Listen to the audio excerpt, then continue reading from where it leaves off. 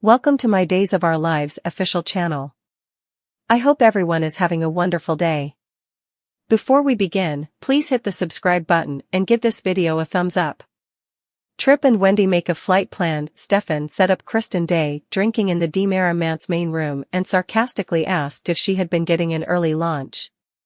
After a bit of badinage, Stefan invited Kristen to the soft continuing at the bistro, and he used bottomless mimosas as an enticement.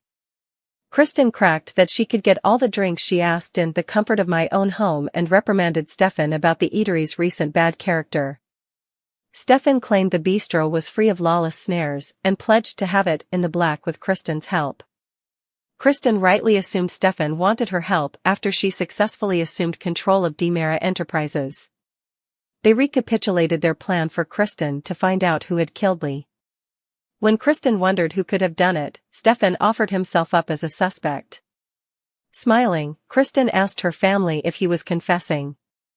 Stefan claimed he was admitting that he'd motive and went on to remind Kristen of his complicated history with Lee and of Kristen's own part in the events. Blah, blah, blah, quit your blubbering, Kristen said with a hand surge. Stefan scowled and pondered how Kristen would discover what the police could not.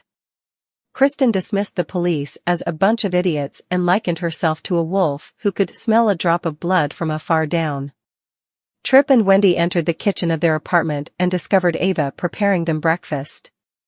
Ava apologized for returning to the apartment but claimed it had been for the night only. She explained that Roman would not let her stay with Harris. Tripp and a reluctant Wendy told Ava she was welcome to stay as long as she demanded, but Ava wanted to find her own place. After Tripp mentioned meeting Stephanie for an early lunch, Ava prompted the couple to go out. Ava comforted her son she'd be okay and, as she hastened out the door, promised to keep him streamlined on her apartment quest. Once alone, Tripp thanked Wendy for handling effects with his mama so well. Wendy said she understood but admitted she had still been having trouble sleeping and feeling back to normal. She wanted to back out of the lunch date with Stephanie but encouraged a reticent Tripp to go and see his family. After Tripp left, Wendy locked the door. When she heard a knock, she approached the door tentatively and gazed through the peephole. She let her caller, Kristen, outside. Kristen wanted to speak with Wendy about a university education patronized by DiMera Enterprises in Lee's honor. Kristen claimed the company wanted to monumentalize Lee's benefactions. Wendy approved of the idea and thanked Kristen on behalf of her family. Kristen steered the discussion to Lee's murder by asking Wendy how she felt about living in the place where her family had been killed. She remarked how Lee had no way gotten justice. Visibly worried, Wendy reminded Kristen that Lee's killer, Gabby, was still in captivity. Kristen wondered if Gabby might not have accidentally stumbled on Lee's body and picked up the murder armament because Gabby was not the sharpest tool in the chalet. A tearful Wendy recalled how she had been with Lee when he'd failed and how he'd linked Gabby as his killer. She also flashed back how hurt Lee had been by Gabby's treason in the hours leading up to his death. Kristen took the information in and also excused herself, claiming she had an appointment. She promised to get back in touch with Wendy about the education. Back at the DiMera manse, Kristen called Lee's father and streamlined him about the education. She smiled deliberately as she spoke of recognizing Lee's heritage. At the Brady pub, Harris tried to clear effects up with Roman about Ava. Roman mentioned that Ava had upset his family. Harris understood the bad blood but reminded Roman that the rental parcel didn't include a no late guests policy. Roman admitted that he might have overreacted because of his family and conceded, agreeing to let Ava stay with Harris. The men shook on it. Outside the cantina, Stephanie ran into Jada and informed her friend about Everett having inked the divorce papers. Jada was thrilled but curious as to what had changed Everett's mind. Stephanie verified she had talked Everett into subscribing the papers, and she believed Everett knew it had been the right thing to do. As they talked, Everett ambled up to them and putatively ignored Stephanie while giving Jada a warm greeting. Stephanie was taken suddenly as she observed the friendly commerce from Everett to Jada, which included Jada flashing back Bobby's favorite drink. When Jada asked about the divorce papers, Everett said he'd get them to her and snappily entered the cantina. A perturbed Stephanie began to vent to Jada about the way Everett had been acting, but Tripp intruded them. Jada and Tripp changed felicitations, and Jada headed to meet Rafe while Stephanie and Tripp went outside for lunch. Inside the cantina, Everett was milling whether to write a story about the cabin deliverance or about the Bobby. By day, crook, by night, leading a double life. He decided on the happy air piece. Everett conceded Tripp and Stephanie when they passed him in the cantina, further puzzling Stephanie. The siblings had a brief and awkward exchange with Everett before heading to their own table. Roman arrived to take Stephanie and Tripp's order and took the occasion to ask Tripp how he was doing. Tripp said he still was not 100%, but he'd been hanging in there. He expressed further solicitude for Wendy.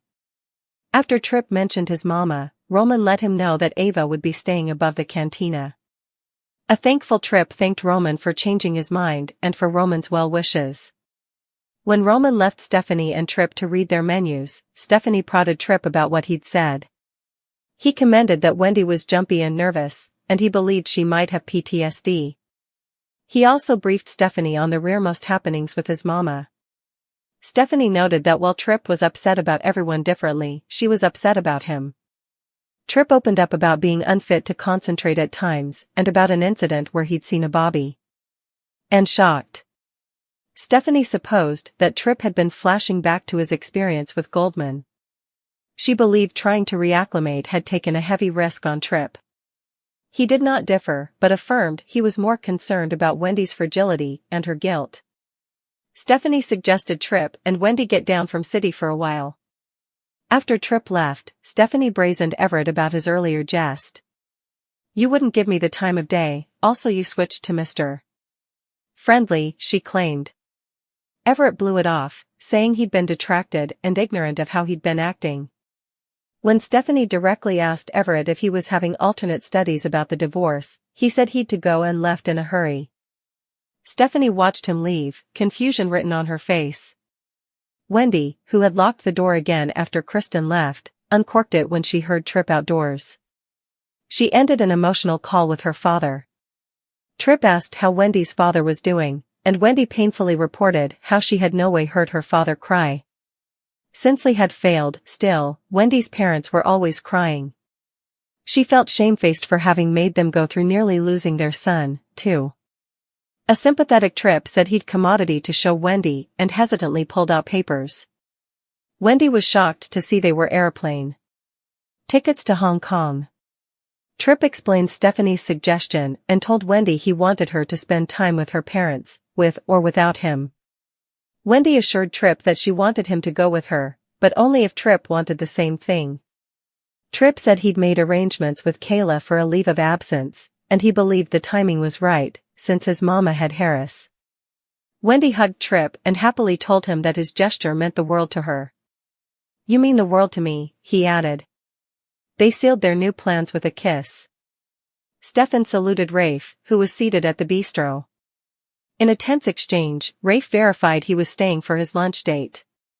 When Stefan asked him about appetizers, Rafe replied with a boo that he would have chuck and water, the same mess you would be eating behind bars. Stefan bristled but called Rafe a valued client. Rafe advised his family-in-law to keep your nose clean, or I will be ready for you. Ava met with Harris in Horton Town Square and expressed her determination to find new living diggings. She was pleased after Harris informed her about his deal with Roman.